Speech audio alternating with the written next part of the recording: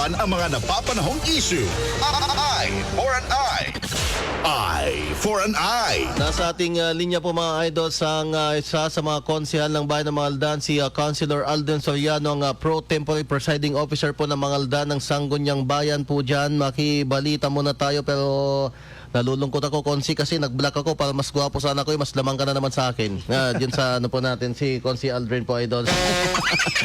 Anyway, papati muna natin. Councilor, magandang umaga po. Ay, magandang umaga, Idol Vance at Idol Mark. Sa lahat ng mga nakikinig sa inyong programa at nanonood sa inyong social media accounts. Ang lamig na umaga, Konsi. Dito, pati dyan sa atin, no, sa Mangaldan. Oo, ang lamig, grabe. Opo. Anyway, nakita ko, Konsi, kasi itong pinost po ninyo kahapon tungkol dito sa public hearing kaugnay ng pag-amyenda sa market code. Kung maalala mo, last week nag-message ako sa'yo kasi nagtatanong tayo tungkol dito kasi may mga nakababayan tayo na mga listeners din dyan sa public market ng Mangaldan. So, sa pin ng ilan sa mga issues dito, ordinances sa pagtaas o posibleng pagtaas ng rates. Ito yung concern nila. Tinatanong nila, Konsi, manggaling na po sa inyo sa Sanggunian mismo, tumaas po ba ang rates ng mga vendors natin dyan sa Mangaldan sa public market? Pagrerenta nila, magkano po ba kung sakali?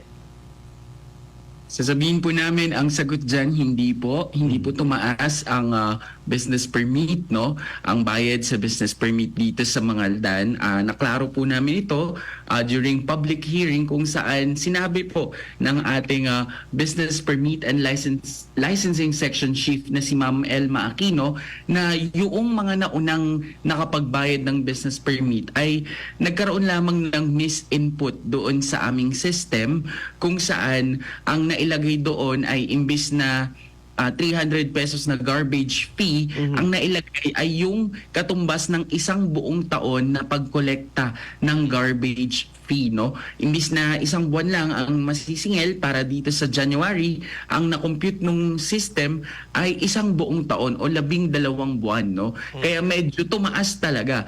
Pero nasolusyonan naman na yon, Idol Mark, Idol Bads, dahil ayon nga kay Local Chief Executive, kay Mayor Bonafe de Vera Parayno, ang mangyayari doon ay makikredit na lamang yon para sa susunod na taon doon sa mga nakapagbayad na. Pero doon sa mga hindi pa nakapagbayad, ito ay i-count na lamang nila as 1 month na garbage fee collection, no? So hindi na aabutin pa yung times 12 na 300, no? Magkano ba yun? Teka lang, math ulit yan. Idol. So, hindi na aabutin yung 3,600 na garbage collection fee, no? Kundi magiging 300 na lamang, no?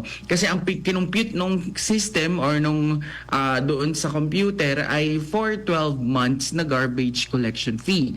Alam niyo naman po na isa sa mga malalaking problema dito sa bayan ng Mangaldan ay yung bulto o yung dami ng basura na nakokolekta naman po dito sa buong bayan at pinakamalaki nga doon ay mula naman sa ating public market. Idol Bads. Oo, naipaliwanag na po ba kasi nakikita ko dito sa mga pictures na in-upload ninyo mismo sa inyong social media po, Konsi, na may mga samahan naman ng mga vendors na umattend dyan sa pagdinig na yan? Oo, tama ka dyan, no? Actually, ang nag-question doon ay mula doon sa fish section, no? Yung mga, yun, yung tendera ng isda na yun. Sila yung nag-question. At ito naman, si Ma'am Elma, no? Siya yung ating business licensing section chief, no? Siya yung nagpaliwanag doon. At ilang beses natin tong inulit, klinaro natin po ulit during the hearing kung ano nga ba yung dahilan kung bakit ang sabi-sabi ay tumaas. Pero buti na lamang po, Idol Buds, at nilinaw ito ni Ma'am Elma, no, na sabi niya kaya nagtaas dahil sa miscalculation ng system. Pero nagawa naman, naagapan naman po agad. At kasi, pangamba kasi yun ng ibang mga negosyante na baka hindi sila magbayad ng business permit, no? Ayun, kaya sinolusyonan agad naman yun ni Mayor Bona at credit na lamang yung mga nakapagbayad para sa susunod na taon. Yung pong dito, yung mga sinisingil po natin dito, councilor, ng ating pong bayan, ng pamahalaan, bukod po sa mga basura, sa pagsasaayos po sa mga basura na kukolekta sa ating pong pamilihan. For the information po ng ating pong mga kababayan dyan sa Mangaldan, ano pa po ba? Saan pa po ba ito napupunta, itong mga pondo po na nakukolekta natin? Tama ka dyan, no? Magandang tanong yan.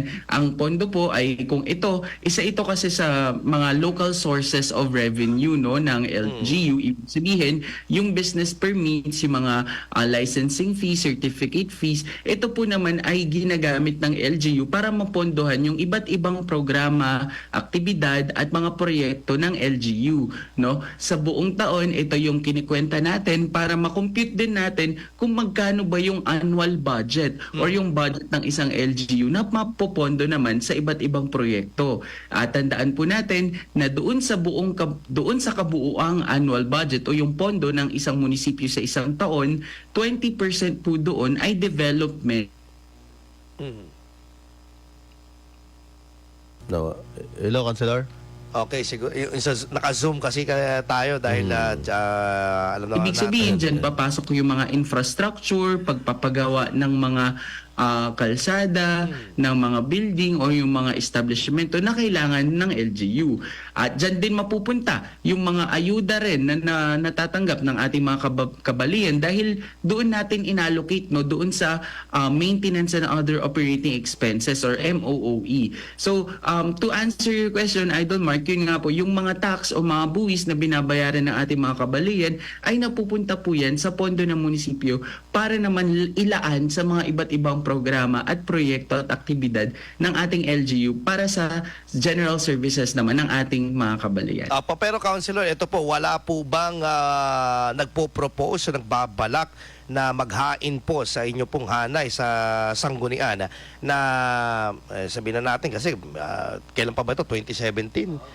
Market code na kayo mismo umakda, 2017. Ito po ba, meron po bang may ano po ba, may move po ba, meron po ba kayong na-perceive with your sa mga Yes. kasamahan po ninyo na mayroon ng pangangailangan na itaas po or dagdagan yung ito pong ating pong nakokolektahin dapat sa ating pong mga kababayan?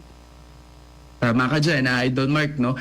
Nakaayon kasi sa batas na ang mga codes ay kailangan amyendahan every 5 years. So, pasok dyan yung ating revenue code, yung ating market code, at maging yung environment code, no? Nakapaloob kasi dito sa tatlong mga codes na to, yung mga kukolektahin. Halimbawa, yung garbage fee, nakapasok yan sa ating environment code. Yung revenue code naman, dyan makikita yung mga buwis na babayaran ng iba't ibang sektor o iba't ibang uri ng negosyo. Halimbawa, yung sa mga bangko, sa mga sari-sari store, at maging doon sa mga babayarang ibang taxes pa, no, ng ating LGU. Doon naman sa ating market code, nakapaloob naman dito yung renta sa bawat stalls ng ating munisipyo. At kaya iyon yung dahilan kung bakit noong nakaraang linggo ginanap yung public hearing kasi aamyendahan na natin yung ating market code na isinulat pa noong 2017. No? Dahilan din ito dahil nagkaroon ng loan na 150 million yung LGU na pinagpagawa noong bagong building sa Palengke.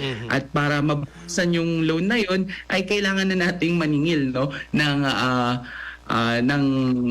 ating pagpaparenta doon sa goodwill fee doon sa bagong building para makabawas sa 150 million loan. Pero dito, Councilor, how we were going to balance this one? Na for example, hindi po ma-compromise yung ating pong mga vendors, yung kanilang kita ng mga vendors po natin, ma-assure sila na sila din ay kikita at talagang makakapagbayad dito sa ating pong itatakda po sa pagrebisa dito sa ating pong market code.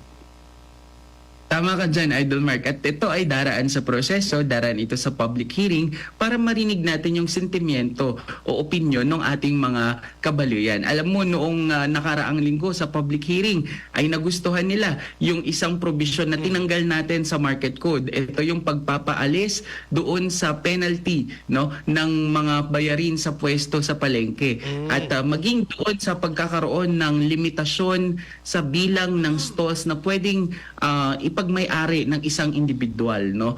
At yun yung ilan sa mga kinonsulta natin during public hearing para matiyak na maririnig natin yung opinion ng ating mga kabaluyan. At dito, gusto ko lamang linawin na yung dinidinig pa lang natin yung market code, no? Okay. Inaantay pa natin yung proposal na manggagaling sa executive kung ano yung mga itataas natin para sa revenue code, no? kung tataasan ba natin ng singil yung bawat iba't ibang negosyo dito sa munisipyo ng Mangaldan. Kasi ito, nag-training na po tayo dyan at sabi ng Bureau of Local Government Finance ay dapat na nating itaas yung paniningil natin. Kasi alam mo, isa yan sa mga dahilan kasi, Idol Mark, kung bakit hindi nakakamit ng Seal of Good Local Governance ang Mangaldan itong taon kasi mababa yung ating growth rate, no? Okay. Tinitignan kasi doon yung sa economic stability naman on growth rate ng LGU. At kailangan natin makabawi para doon naman sa SGLG at para sa economic naman, ekonomiya ng ating bayan. Kailan po ninyo target, Consi Aldrin, na itong binabanggit ka na posibilidad na pagbabago na nitong market code na ito, diyan sa atin? Oo, ongoing na ito para sa public hearing, Idol Buds, no? At inaasahan natin na pag meron pa tayo kasing ibang lilinawin na bahagi nito at daraan pa ulit ito sa isa pang public hearing, no? At pagkatapos ng public hearing na yon, ito ay babalik sa plenaryo, no? Kung saan ito ay pagbobotohan sa huling third reading naman para maipasa na ang ordinansa na ito. At yun, hopefully this month, no, maipasa na ang ating market code para makapagbenta na rin tayo ng pwesto doon sa bagong building sa palengke natin dito sa bayan ng Mangaldan, Idol Buds. Okay, anyway, sana po din. Actually, Consi Aldrin, for your information, daming nanonood sa atin dyan sa palengke sa Mangaldan. Sa ngayon, sa mga sandaling ito. Nakikinig dyan sa Wala ba silang tanong Dan? Oo, sana natinawan pa yung mga kababayan natin kasi kagaya ng sabi ko, Idol Mark, sa atin sila mismo nagtanong kasi nangamba sila. Yun pala yun, ano? But at least ay paliwanag po na miscalculation. So ibabalik naman o ibinalik na po yung nagkaroon ng Ibinalik na yung actually yung mga nakapagbayad na kasi hindi na pala siya maibabalik kasi na-receive ibabawas na, ibabawas. Oo, iki-credit na lang next year, no, para sa kanilang 2025 business permit, no.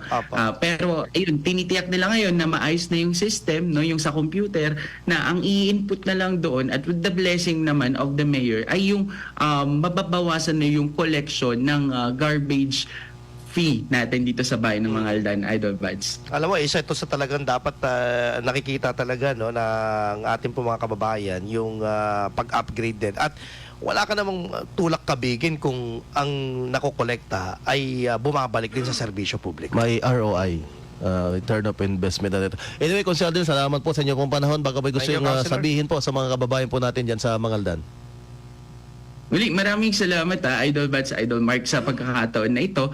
Gusto ko lang din po ipaalam sa ating mga kabalayan na tinitiyak din po natin na inaaral natin mabuti, no, yung bawat mga legislatura na ipinapasa ng sanggunian at daraan ito sa konsultasyon sa publiko sa pamamagitan ng ating public hearing, no.